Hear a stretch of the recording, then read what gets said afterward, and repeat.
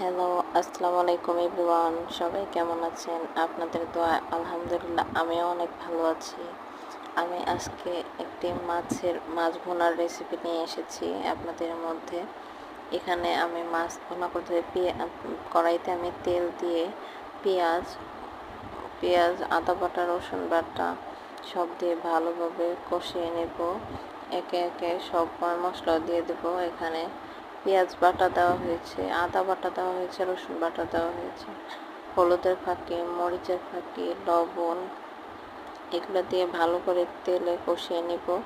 একটু পানিও দিয়ে নিলাম ভালো করে কষিয়ে নেওয়ার জন্য, যেন মশলাটা পুড়ে না যায়।